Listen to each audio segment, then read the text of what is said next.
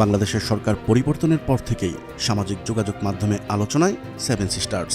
অন্তর্বর্তীকালীন সরকারের প্রধান উপদেষ্টা ডক্টর মোহাম্মদ ইউনূসের একটি বক্তব্যের পর এটি ভাইরাল হয়।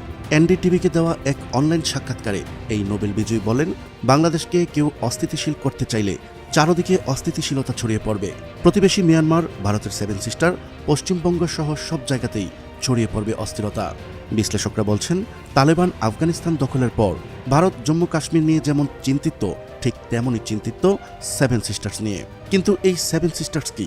এটা নিয়ে কেন চীন ভারতের টানাটানি, তা জানাবো আজকের এই ভিডিওতে। চলুন শুরু করা যাক। বাংলাদেশ 3 দিক থেকে ভারত দ্বারা পরিবেষ্টিত।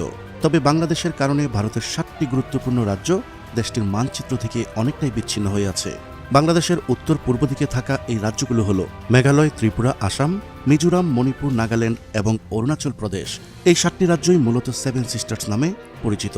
এই 7টি রাজ্যের মোট আয়তন 2,62,184 বর্গ কিলোমিটার, যা ভারতের প্রায় 7% এলাকা নিয়ে গঠিত।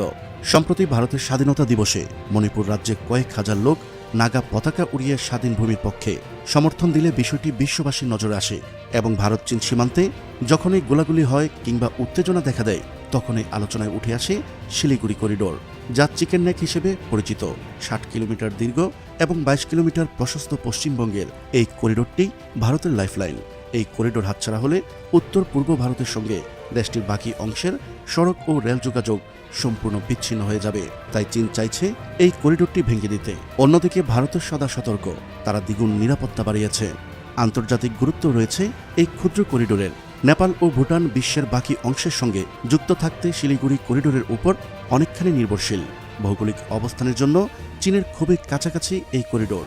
2017 সালে ডুকলাম সীমান্তে উত্তেজনা ছড়িয়ে পড়ার পর শিলিগুড়ি করিডোরে ভারত বিপুল সংখ্যক সেনা মোতায়েন করে। একই সময় চীনা সেনাবাহিনী সিকিমের কাছাকাছি তাদের শক্তি বৃদ্ধি করে। ওই সীমান্ত থেকে শিলিগুড়ি করিডোর আকাশপথে 40 থেকে 45 কিলোমিটার দূরে। চীন চাইছে দূরত্ব আরও কমিয়ে আনতে। বাংলাদেশ একটি গুরুত্বপূর্ণ অবস্থানে রয়েছে। চীন এবং ভারত উভয় দেশই বাংলাদেশকে পাওয়ার জোরালো চেষ্টা অব্যাহত রেখেছে। কিন্তু শেখ হাসিনা পতনের পর বেশ চিন্তিত ভারত। তবে বাংলাদেশকে কেউ অস্থিতিশীল করতে চাইলে চারদিকে অস্থিতিশীলতা ছড়িয়ে পড়বে। প্রতিবেশী মিয়ানমার, ভারতের সেভেন সিস্টার্স, পশ্চিমবঙ্গ সহ সব জায়গাতে ছড়িয়ে পড়বে এই অস্থিরতা।